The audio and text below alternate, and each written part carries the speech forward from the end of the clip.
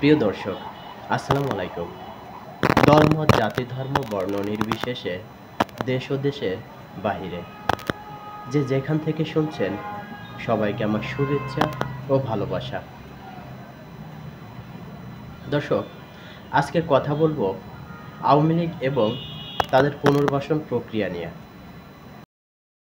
যারা আওয়ামী লীগ নিয়ে এখন হতাশাগ্রস্ত, তাদের জন্য রয়েছে ঈদের চাইতেও বড় খবর। ঈদের দিনে আমরা যেরকম খুশি হই, যারা আওয়ামীপন্থী রয়েছেন বা আওয়ামী লীগ করেছেন বা এখনও করছেন, তাদের জন্য আছে এর চেয়েও বড় খবর। গত 5ই আগস্টের সরকার পতনের পর এখন পর্যন্ত আওয়ামী লীগের প্রতিটি নেতাকর্মীর উপরে চলছে অত্যাচার, চলছে অবিচার। যারা আওয়ামী লীগ সরকারের বিগত 15 বছরে দুর্নীতি করেছে, অত্যাচার করেছে, হাজার হাজার কোটি টাকা ইনকাম করেছে, তারা অত্যাচারিত হবে, তারা নিপীড়িত হবে, তাদের সাজা হবে, শাস্তি হবে, এটা খুব স্বাভাবিক ব্যাপার। কিন্তু আওয়ামী লীগে এমনও নেতাকর্মী আছে যারা আওয়ামী লীগ যখন ক্ষমতায় আসে 2009-এ, ঠিক 2009-এর পর থেকে আজ অবধি তারা দলের বাইরে। অর্থাৎ দলের দুঃসময়ের নেতাকর্মী যারা ছিল, তাদের একটা বড় অংশই দল যখন ক্ষমতায় আসে এরপরে তাদেরকে ছেঁটে ফেলা হয়। এটার পিছনে কিছু কারণ আছে। দল যখন 2009 নির্বাচিত হয়, এরপরে স্থানীয় এমপি এবং মন্ত্রীরা তাদের পূর্বের যারা ত্যাগী নেতাকর্মী ছিল তাদেরকে দূরে সরায় দেয়।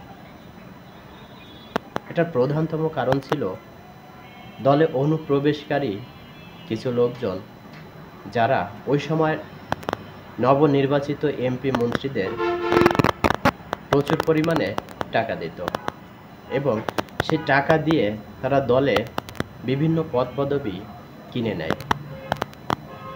ফলশ্রুতিতে যারা ত্যাগী নেতাকর্মী ছিল দলের দুঃসময়ে, তারা বাদ পড়ে, কারণ তারা ওইসব লোভী এমপি মন্ত্রীদের টাকাও দিতে পারেনি, দলে পদ পদবিও পায়নি। সঙ্গত কারণেই তারা দল থেকে বাদ পড়ে।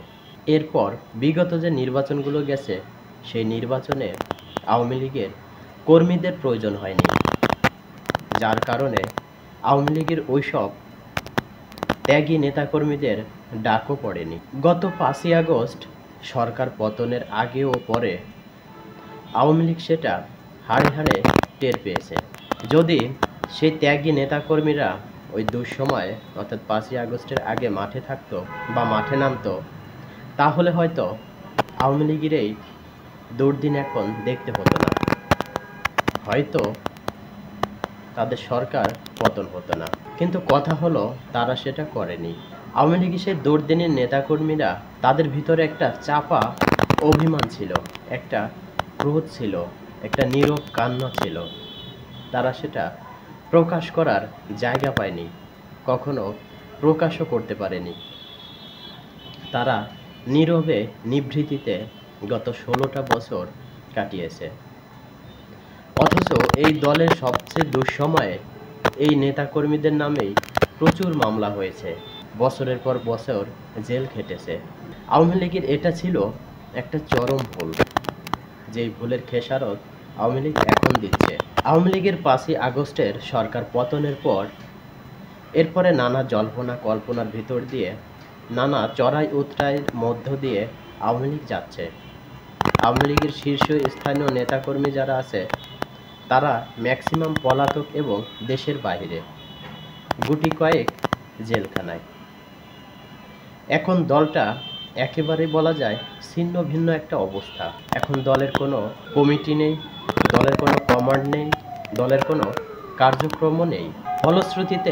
ফলশ্রুতিতে আওয়ামী লীগের যারা অরিজিনাল নেতাকর্মী, তারা কিন্তু কিছুটা হতাশাগ্রস্ত। কারণ তাদের কমান্ড করারও কেউ নেই, তাদের পরিচালনা করারও কেউ নেই। এটা নিয়ে তারা মানসিকভাবেও অশান্তিতে আছে, কারণ হাইকমান্ড থেকে এখন পর্যন্ত কোনো ধরনের মেসেজ কোনো নেতার কাছে পাঠানো হচ্ছে না, কোনো কর্মীর কাছেও পাঠানো হচ্ছে না।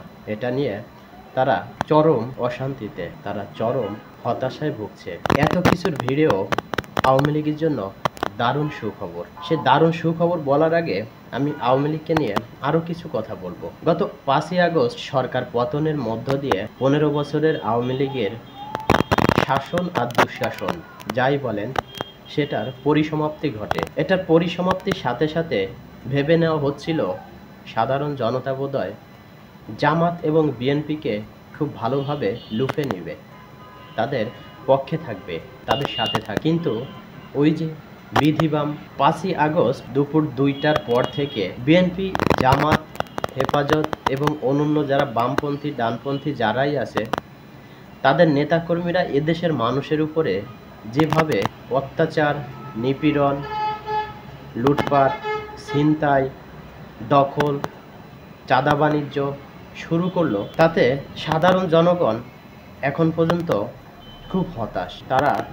বিব্রত, তারা শিহরিত। ফলশ্রুতিতে সাধারণ জনগণের ভিতরে এখন আবার আওয়ামী লীগের জন্য একটা সহানুভূতির জায়গা তৈরি হয়েছে। কারণ বর্তমান পরিপ্রেক্ষিতে যা হচ্ছে, আওয়ামী লীগ সরকারের আমলে এতটা পরিস্থিতি খারাপ হয়নি। অত্যাচার করেছে, নিপীড়ন করেছে, তারাও মামলা হামলা দিয়েছে, কিন্তু বর্তমান প্রেক্ষাপটে যে হারে হচ্ছে এরকম না, যার কারণে সাধারণ জনগণের ভিতরে আওয়ামী লীগের প্রতি একটা সহানুভূতির জায়গা আবারও তৈরি হয়েছে। এটা শুধু আমার একার কথা না, এটা সারা দেশে অবজারভেশন করে তারপরে এই তথ্য উপাত্তগুলো খুঁজে বের করা। জামাত, বিএনপি এবং অন্যান্য ডান বামপন্থী কর্মকাণ্ডে সাধারণ মানুষ যেমন তাদের উপরে অতিষ্ঠ, সাধারণ মানুষের মন থেকে তারা যেমন দূরে সরে যাচ্ছে, আওয়ামী লীগ ওই শূন্য স্থানটা আবারও পূরণ করছে। অর্থাৎ তাদের মনের ভিতরে একদিক থেকে জামাত, বিএনপি, ডান বাম দলগুলো সরে যাচ্ছে, অন্যদিক থেকে আওয়ামী লীগ ধীরে ধীরে তাদের মনের ভিতরে আবারও প্রবেশ করছে। এদিকে রাজনৈতিক যে দলগুলো আছে তারাও একে অপরের সাথে দ্বন্দ্বে লিপ্ত শুরু হয়ে গেছে, তারাও একে অন্যের সাথে দাঙ্গা হাঙ্গামা অলরেডি শুরু করেছে। এখন কেউ কাউকে দেখতে পারছে না, যেমন জামাত বিএনপিকে দেখতে পারছে না, বিএনপি জামাতকে দেখতে পারছে না, বিএনপি হেফাজতকে দেখতে পারছে না, হেফাজত বিএনপিকে দেখতে পারতেছে না। এরকম প্রত্যেকটা দল একজন আর একজনের শত্রু হয়ে যাচ্ছে এবং দলগুলো ভেঙে খণ্ড খণ্ড হয়ে যাচ্ছে, যার কারণে আওয়ামী লীগ আবার ওই শূন্য স্থানটা আস্তে আস্তে পূরণ করছে। ওই শূন্য জায়গাটা আওয়ামী লীগ বসতে শুরু করেছে। আওয়ামী লীগ নেতাকর্মীদের জন্য সবচাইতে বড় যে সুসংবাদটা সেটা হচ্ছে আর মাত্র কিছুদিন পরেই আওয়ামী লীগের কমিটি দেওয়া শুরু হবে, প্রত্যেকটা স্তরে কমিটি দেওয়া শুরু হবে। সেটা কবে নাগাদ শুরু হতে পারে সে হিন্টসটাও আমি আপনাদের এই মুহূর্তে দিয়ে দিতে পারি।